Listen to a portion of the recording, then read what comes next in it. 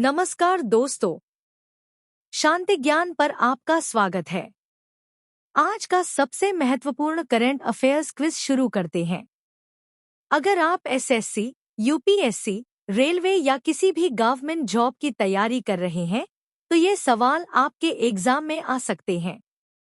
अपना उत्तर कमेंट में जरूर लिखिए और वीडियो को अंत तक देखिए, क्योंकि सही उत्तर के साथ एक महत्वपूर्ण तथ्य भी बताऊंगा।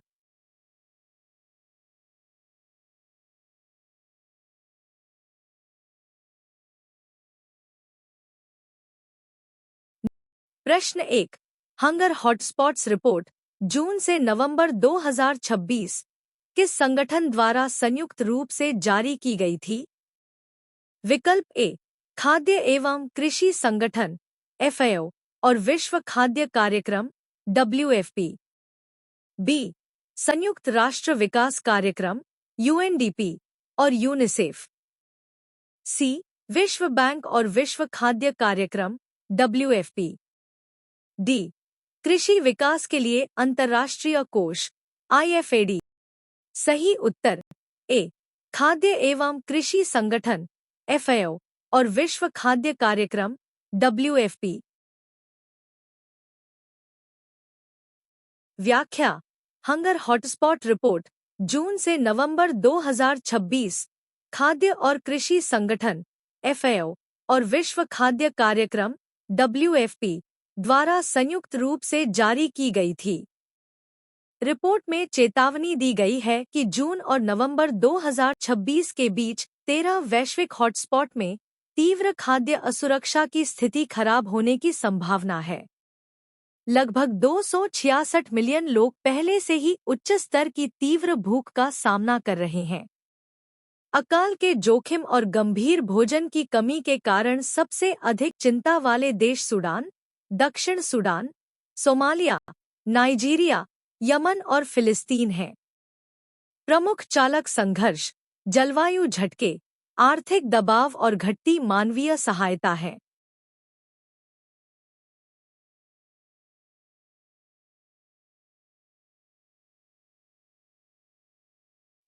प्रश्न 2। एटालिन जलविद्युत परियोजना किस राज्य में स्थित है? विकल्प ए, असम। बी, अरुणाचल प्रदेश। सी, सिक्किम। डी, मेघालय। सही उत्तर बी, अरुणाचल प्रदेश।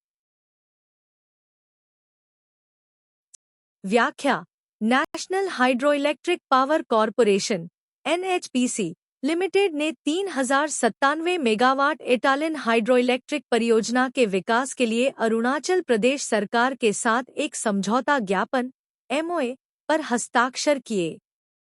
यह परियोजना अरुणाचल प्रदेश की दिबांग घाटी में ड्री और तालो नदियों पर स्थित है, जो दिबांग नदी की सहायक नदियां हैं। स्थापित क्षमता के मामले में यह भारत की सबसे बड़ी जलविद्युत परियोजनाओं में से एक है। इस परियोजना को कंक्रीट ग्रेविटी बांधों और एक भूमिगत बिजलीघर के साथ 2 रन-फॉर-रिवर योजनाओं के रूप में विकसित किया जाएगा। यह क्षेत्र एक मेगाजैव विविधता हॉटस्पॉट में स्थित है और यहाँ इदुमिश्मी जनजाति का निवास है।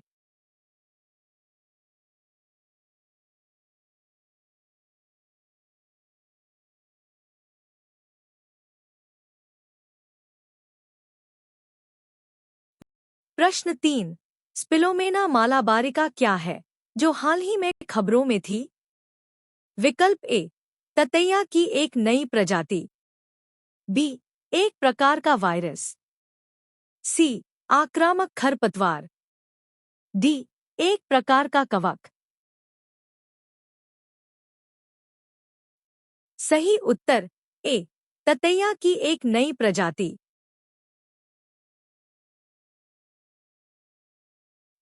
व्याख्या। भारत में वैज्ञानिकों ने ततैया की एक नई प्रजाति की खोज की, जिसका नाम स्पिलोमेना मालाबारिका है। इसकी खोज केरल के कोझिकोड जिले में हुई थी। प्रजाति का नाम मालाबारिका केरल के ऐतिहासिक मालाबार क्षेत्र का सम्मान करता है, जहां इस प्रकार का नमूना एकत्र किया गया था। यह एफिड ततैया के समूह से संबंधित है, जो पौधों के कीटों का शिकार करते हैं और प्राकृतिक कीट नियंत्रण में मदद करते हैं।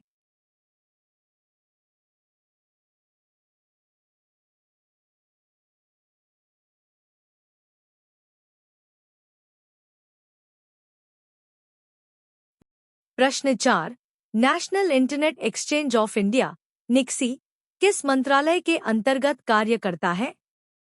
विकल्प ए संचार मंत्रालय, बी गृह मंत्रालय, सी इलेक्ट्रॉनिक्स और सूचना प्रौद्योगिकी मंत्रालय, डी सूचना एवं प्रसारण मंत्रालय।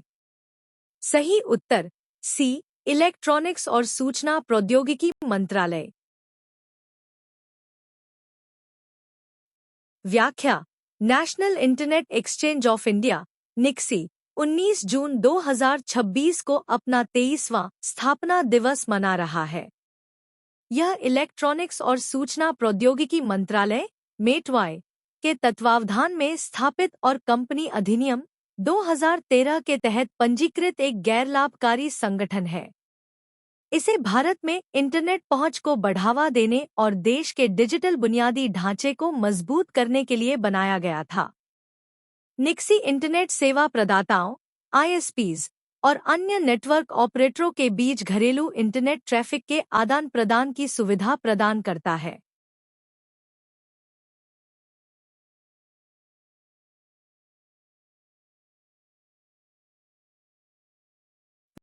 प्रश्न 5। किस भारतीय न्यायविद को 2026 से 2035 कार्यकाल के लिए अंतर्राष्ट्रीय समुद्री कानून न्यायाधिकरण ITLOS के न्यायाधीश के रूप में चुना गया था? विकल्प ए नीरू चड्ढा, बी बिमल एन पटेल, सी हरीश साल्वे, डी दलवीर भंडारी। सही उत्तर बी बिमल एन पटेल।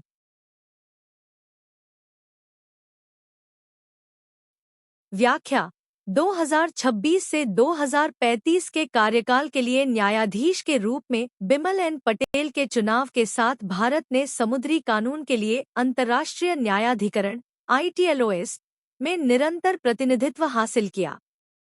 उन्हें संयुक्त राष्ट्र न्यूयॉर्क में आयोजित UNCLOS के लिए राज्यों की पार्टियों की 36वीं बैठक में चुना गया था।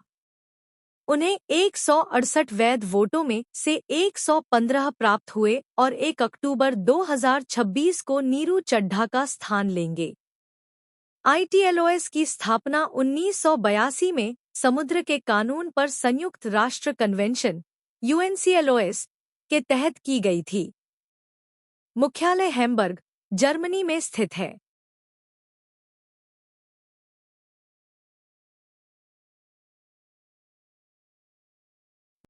प्रश्न 6। हाल ही में 15 देशों द्वारा अपनाई गई मोम्बासा घोषणा का उद्देश्य किस मुद्दे से निपटना है? विकल्प ए समुद्री प्रदूषण, बी मूंगा विरंजन, सी अवैध मछली पकड़ना, डी अवैध खनन। सही उत्तर सी अवैध मछली पकड़ना। व्याख्या हाल ही में अफ्रीका, एशिया, यूरोप, कैरेबियन और प्रशांत क्षेत्र के 15 देशों ने अवैध, असूचित और अनियमित IUU मछली पकड़ने के खिलाफ वैश्विक प्रयासों को मजबूत करने के लिए मोम्बासा घोषणा को अपनाया। यह घोषणा केन्या के मोम्बासा में आयोजित 11वें हमारे महासागर सम्मेलन OOC के दौरान अपनाई गई थी, जहां से इसे इसका नाम मिला। यह मछली पकड़ने वाले जहाज़ों, स्वामित्व और लाइसेंसिंग पर जानकारी तक पहुंच में सुधार करके मत्स्य पालन में अधिक पारदर्शिता का आह्वान करता है। इसका उद्देश्य समुद्री पारिस्थितिकी तंत्र की रक्षा करना, टिकाऊ मत्स्य पालन सुनिश्चित करना और मछली पकड़ने पर निर्भर लाखों लोगों की आजीविका की रक्षा करना है।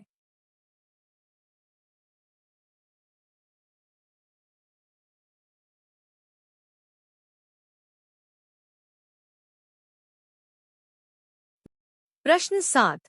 India international institute of democracy and election management IIDEM की स्थापना किस संगठन द्वारा की गई थी? विकल्प ए कानून और न्याय मंत्रालय, बी भारत का चुनाव आयोग, सी नीति आयोग, डी विश्व बैंक। सही उत्तर बी भारत का चुनाव आयोग। व्याख्या।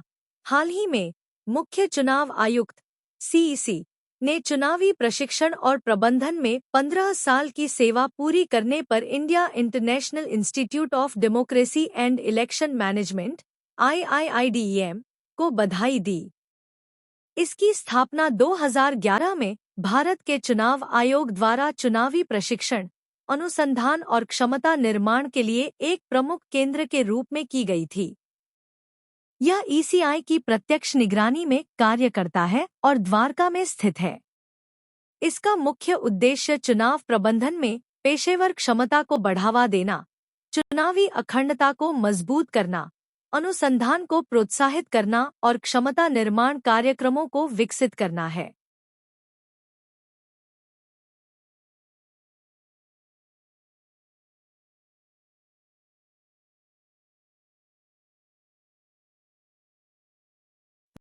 प्रश्न 8। किशाऊ बांध, जो हाल ही में खबरों में था, किन दो राज्यों की सीमा पर स्थित है? विकल्प ए उत्तराखंड और उत्तर प्रदेश, बी हिमाचल प्रदेश और पंजाब, सी हरियाणा और हिमाचल प्रदेश, डी उत्तराखंड और हिमाचल प्रदेश। सही उत्तर डी उत्तराखंड और हिमाचल प्रदेश। व्याख्या। हाल ही में केंद्र ने किशाऊ बहुउद्देशीय बांध परियोजना के कार्यान्वयन के लिए 6 राज्यों हिमाचल प्रदेश, उत्तराखंड, दिल्ली, उत्तर प्रदेश, हरियाणा और राजस्थान के बीच आम सहमति बनाई। यह परियोजना उत्तराखंड हिमाचल प्रदेश सीमा पर यमुना नदी की सबसे बड़ी सहायक नदी टोंस नदी पर प्रस्तावित है। यह एक बहुउद्देशीय परियोजना है जिसका उद्देश्य जल विद्युत उत्पादन, सिंचाई, जल आपूर्ति और यमुना में पर्यावरणीय प्रवाह में सुधार करना है। समझौते के तहत केंद्र सरकार जल घटक लागत का 90% वहन करेगी, जबकि शेष 10% 6 लाभार्थी राज्यों द्वारा साझा किया जाएगा।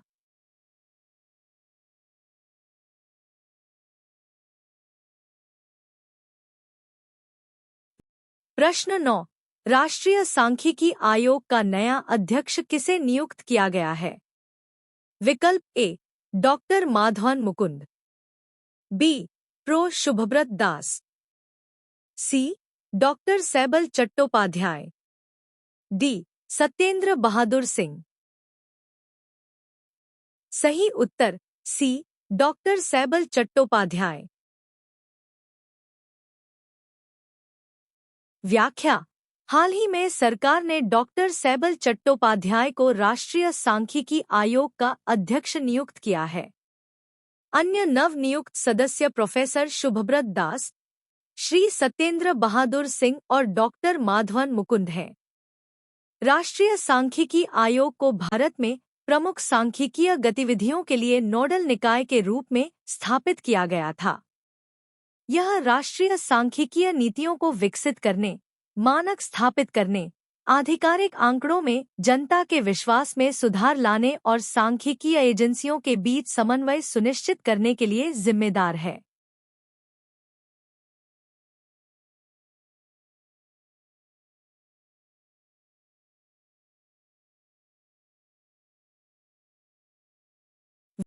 प्रश्न 10।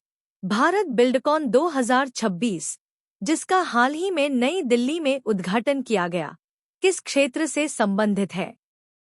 विकल्प ए कृषि, बी निर्माण एवं निर्माण सामग्री, सी कपड़ा, डी दवाइयों।